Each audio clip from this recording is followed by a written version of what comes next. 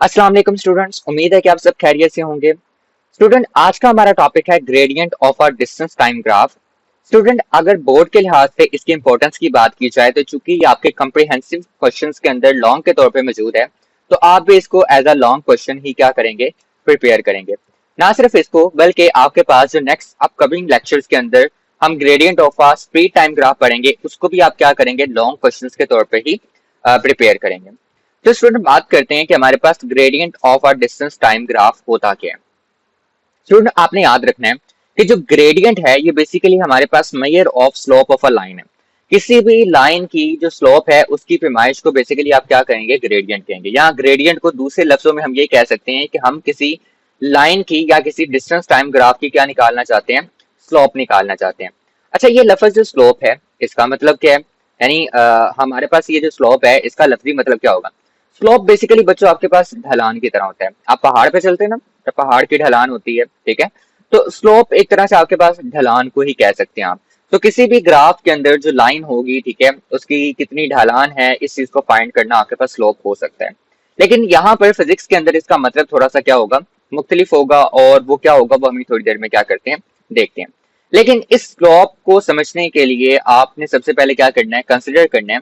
Consider the distance time graph of a uniform speed. आप consider करें कि आपके पास यूनिफॉर्म स्पीड का डिस्टेंस टाइम ग्राफ है। बच्चों, ये ग्राफ जो है वो आप अपने प्रीवियस लेक्चर के अंदर सीख के आ चुके हैं कि आपके पास डिस्टेंस टाइम ग्राफ का यूनिफॉर्म स्पीड का ग्राफ कैसे बनता है। अच्छा, इस चीज को यहाँ पर मैं दोबारा से आपके सामने इंडिकेट कर देता हूँ कि सपोज करें कि ये आपके पास जो है एक्स एक्सिस है और ये आपके पास क्या है बच्चों, वाई एक्सिस है।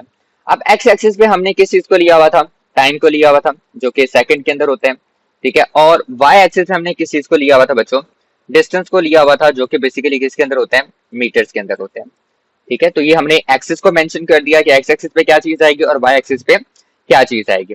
अब चूंकि यूनिफॉर्म स्पीड ग्राफ को डिस्कस कर रहे हैं तो आपको पता है कि वहां पर आपके पास एक सिंगल स्ट्रेट लाइन आती है जो कि बेसिकली किसको शो करवाती है, यूनिफॉर्म स्पीड को शो करवाती है। अब आपने क्या करना है कि इस ग्राफ के ऊपर select any two values of time t1 and t2। आप इस ग्राफ के ऊपर क्या करें, टाइम t1 और t2 की कोई दो वैल्यू चूज करें, ठीक है। जैसे मैं यहाँ पे चूज कर लेता हूँ कि लेट्स से कि मेरे पास ये वाली वैल्यू टाइम t1 है, और यहाँ पर एक और चूज कर लेते हैं हम, ये t2 है। अब वो आपसे कहता है कि क्या करें कि इससे बिल्कुल वर्टिकल लाइन ड्रॉ करें या वर्टिकल डॉटेड लाइंस क्या करें, ड्रॉ करें, ठीक है। और तब तक ड्रॉ करते रहें जब तक वो इस लाइन को मिल ना जाए। देखिए, यहाँ से मैं ड्रॉ करना स्टार्ट करता हूँ और तब तक ड्रॉ करता रहूंगा जब तक मेरे पास ये यूनिफॉर्म स्पीड की लाइन को मिल नहीं जाती। इसी तरीके से t2 से ड्रॉ करूंगा इस तरह से। अब आपके पास ये जो पॉइंट है इसको नाम दे दें कि ये आपके पास पॉइंट क्या है, P है। और इस पॉइंट को नाम दे दें कि आपके पास पॉइंट क्या है बच्चों, Q है। अब आपने क्या करना है, मजीद ये P और Q पॉइंट से आपने हॉरिजॉन्टल लाइन ड्रॉ करनी है, ठीक है। इस सिमत के अंदर, इस सिमत के अंदर हम क्या करेंगे, हॉरिजॉन्टल लाइन ड्रॉ करेंगे इस तरह से कि वो किसके ऊपर जाके मिले, वाई एक्सिस के ऊपर जाके मिले।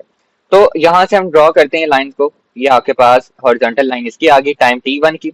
इसी तरीके से यहाँ से हॉरिजॉन्टल लाइन आ जाएगी किस चीज की बच्चों, टाइम t2 की, ठीक है। थोड़ी सी गड़बड़ हो सकती है क्योंकि चूंकि मेरे पास स्केल नहीं है तो लाइन जो है वो थोड़ी आगे पीछे हो सकती है। अब टाइम t1 पे आपके पास जो बॉडी ने डिस्टेंस कवर किया वो हम यहाँ मेंशन कर देते हैं कि वो आपके पास क्या है, s1 है। और टाइम t2 पे जो बॉडी ने डिस्टेंस कवर किया वो आपके पास क्या है, s2 है। यही बात यहाँ पे लिखी हुई है, these lines meet the graph at point p and q, जो t1 और t2 वाली लाइन थी। From these point draw horizontal lines. इन पॉइंट से क्या करें, p और q से हॉरिजॉन्टल लाइन ड्रॉ करें टू मीट वाई एक्सिस, जो कि वाई एक्सिस को मीट करें और वहां पे क्या बनाए, s1 और s2 बनाए, ठीक है बच्चों। तो ये आपके पास आपकी बुक की डिस्कशन थी जो हमने यहाँ तक जो है वो लेकर चले हैं। अच्छा बच्चों, अब आपने क्या करना है, अब आप यहाँ पर देखें कि हमारे पास टाइम t1 और t2 का डिस्टेंस ये है।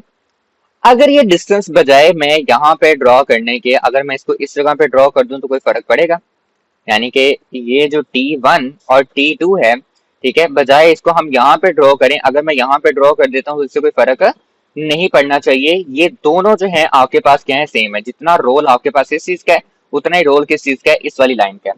तो दोनों हॉरिजॉन्टल लाइन है, दोनों सेम है, तो हम इसको क्या कर सकते हैं, ड्रॉ कर सकते हैं। सेम आपके पास S1 से लेके S2 तक का जो डिस्टेंस है, ठीक है, वो आपके पास ये वाला है, ये वाला यहाँ से लेकर इस जगह से लेकर इस जगह तक। तो इस पॉइंट को हम बेसिकली किसका नाम दे देते हैं, आर का नाम देते हैं। तो आर क्यू बराबर है किसके, S1 S2 के, और पी आर बराबर है किसके, T1 T2 के। तो हम देखते हैं कि अब हमने इस बेसिकली इंटरवल के अंदर जो हमने चूज किया है, कितना डिस्टेंस और कितना टाइम जो है वो कवर किया है। सबसे पहले हम निकाल लेते हैं कि हमने कितना फासला तय किया है। तो आपके पास जो फासला हमने तय किया उसे हम S से जाहिर करेंगे, और फासला चूंकि हमने S1 से लेके कहां तक तय किया बच्चों, S2 तक किया है, तो हमें अगर फासला निकालना है तो हमें क्या करना पड़ेगा, फाइनल में से इनिशियल को माइनस करना पड़ेगा। S2 में से किसको निकाल देंगे बच्चों, S1 को निकाल देंगे। तो S2 माइनस S1।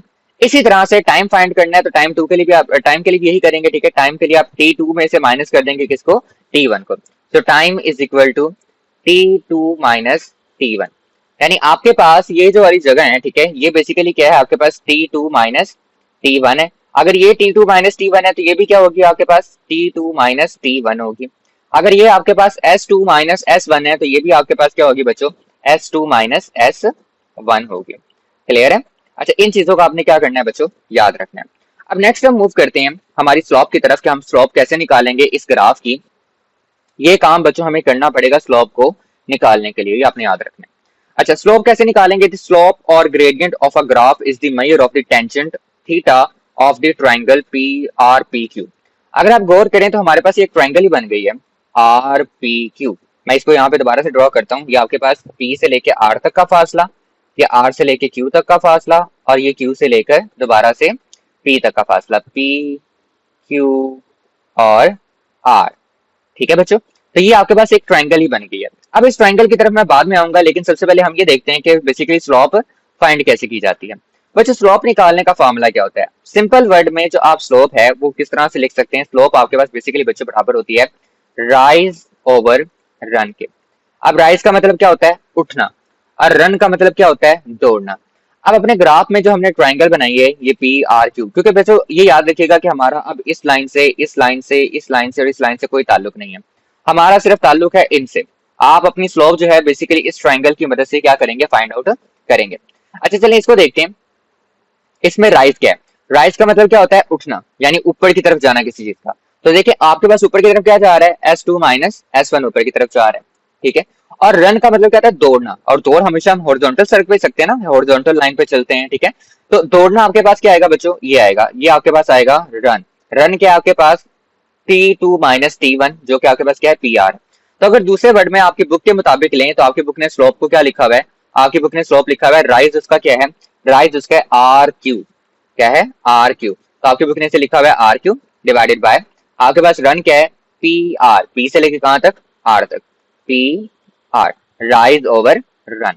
अच्छा, इनकी आपके पास वैल्यू मौजूद है, आपको पता है कि पी क्यू की वैल्यू हमारे पास क्या है, या आर क्यू की वैल्यू हमारे पास क्या है, आर क्यू की वैल्यू हमारे पास क्या है, S2 माइनस S1। तो हम क्या करेंगे कि इसकी जगह पे आर क्यू की जगह लिख देंगे S2 minus S1 divided by, P R की जगह हम क्या लिख देंगे बच्चों, पी आर की जगह आप लिख दोगे T2 माइनस T1, क्योंकि पी आर की वैल्यू आप देखिए यहाँ पे लिखी हुई है, पी आर आपके पास इसके बराबर है T2 माइनस T1 के बराबर है। क्लियर बच्चों। अब ये देखें बच्चों कि आपने बताया हुआ है कि S2 माइनस S1 जो है वो किसके बराबर है, S के बराबर है, और T2 माइनस T1 आपके पास इसके बराबर है, T के बराबर है। तो इनको यहाँ पे तब्दील कर दें कि S2 माइनस S1 की जगह हम क्या लिख देंगे बच्चों, S लिख देंगे, और T2 माइनस T1 की जगह हम क्या लिख देंगे, T लिख देंगे। क्लियर है। तो ये आपके पास स्लोप आ गई S ओवर T। अच्छा, अब आप देखें कि यहाँ पर आपकी बुक आपको मेंशन करती है कि ये जो आपके पास S ओवर T वाली जो स्लोप आई है वो बेसिकली किसके बराबर है, ये बराबर है आपके पास एवरेज वेलोसिटी के। और ये ऑब्वियस सी बात है, आप पीछे पढ़ के आ चुके हैं, जब आपने बेसिकली स्पीड का टॉपिक पढ़ा था तो वहां पर आपके पास स्पीड का फॉर्मूला ये था जो आपको स्क्रीन पे नजर भी आ रहा है, ठीक है। मैं आपको आपकी बुक का ही पार्ट शो करवा रहा हूँ कि जिसमें आप देख सकते हो कि स्पीड का फॉर्मूला मेंशन है वो किसके बराबर था, S ओवर T के बराबर था। तो आप दूसरे वर्ड में ये कह सकते हैं कि आपके पास जो gradient of or distance time graph है, या फिर स्लोप ऑफ आर, यहाँ पे आप लिख लें, या फिर slope of or distance time graph है, वो बेसिकली आपको किसके बारे में बताती है, वो आपको स्पीड बताती है कि आपके पास जो ऑब्जेक्ट है वो कितनी स्पीड से क्या कर रहा है बच्चों, मूव कर रहा है। आपकी बुक ने ये बात भी लिखी हुई है कि आपके पास जो S ओवर T है वो बेसिकली किसके बराबर है, tan थीटा के बराबर है, ठीक है बच्चों। अब ये इसने क्यों मेंशन किया हुआ है या क्यों बताया हुआ है, उसके लिए आपको थोड़ा सा मैथमेटिक्स को समझना होगा, नेक्स्ट आप जाके समझने वाले हैं। लेकिन मैं जस्ट आपको यहाँ पे एक छोटी सी बात बताऊंगा कि जो आपको आनी चाहिए, आप फिजिक्स के चैप्टर नंबर 4 में भी जाके डिस्कस करेंगे। आपके पास ये जो ट्रायंगल है इसके 3 पार्ट्स हैं, या आप ये कह लेंगे इसकी 3 साइड्स हैं। एक आपके पास ये परपेंडिकुलर साइड है, इस साइड को आप किसका नाम देते हैं, परपेंडिकुलर का। ये जो नीचे है इसको आप किसका नाम देंगे, बेस का। और ये वाली जो साइड है बेसिकली इसको नाम देते हैं हम हाइपोटेनियस का। अब ये जो चीज है आपके पास, ठीक है, परपेंडिकुलर और बेस, अगर आप इन दोनों को डिवाइड करते हैं, परपेंडिकुलर को डिवाइड करते हैं किसके साथ, बेस के साथ, तो वो बेसिकली बराबर होता है tan थीटा के। ये आपने याद रखना है, वो किसके बराबर होगा, tan थीटा, क्योंकि यहाँ पे कुछ ना कुछ एंगल बनेगा थीटा। ऊपर भी देखेंगे तो आपके पास यहाँ पे कुछ एंगल बनेगा थीटा, ठीक है। तो आपके पास बेसिकली tan थीटा किसके बराबर होता है, परपेंडिकुलर और बेस के बराबर होता है। इस पे कंफ्यूज नहीं होना, ये आप मैथमेटिक्स में भी आगे जाकर पढ़ने वाले हैं और फिजिक्स में भी चैप्टर नंबर 4 में पढ़ेंगे। तो परपेंडिकुलर किसके बराबर है बच्चों, वो आपके पास बराबर है आर क्यू के, और आपके पास बेस इसके बराबर है पी आर के बराबर है। और अभी आपको पता है कि हमने P Q over P R की वैल्यू निकाली है, वो आपके पास इसके बराबर है एस ओवर टी के। तो इस तरह से tan थीटा आपके पास इसके बराबर आ जाता है बच्चों, एस ओवर टी के बराबर है।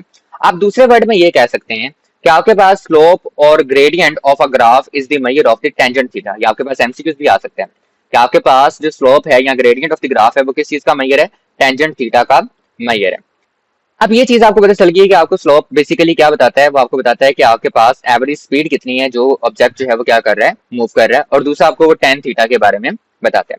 नेक्स्ट चीज आपकी बुक ने जो मेंशन की हुई है आपके पास हाईलाइटेड बॉक्स के अंदर, वो कुछ और नहीं है बल्कि इसी ग्रेडियंट के बारे में आपको इन्फॉर्मेशन दे रहा है कि ये जो ग्रेडियंट आपके पास आया है, the gradient of the distance time graph is equal to the average speed of the body. कि जो हमारे पास ग्रेडियंट आया है डिस्टेंस टाइम ग्राफ का, ये बेसिकली किसके बराबर है, average speed of the body के बराबर है।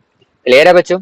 होपफुली आपको लेक्चर जो है वो समझ आ गया होगा। अगर आपको लेक्चर अच्छा लगा है तो चैनल को सब्सक्राइब करें, वीडियो को लाइक करें और अपने क्लास 9 के फ्रेंड्स के साथ जरूर शेयर करें। अल्लाह हाफिज बच्चों।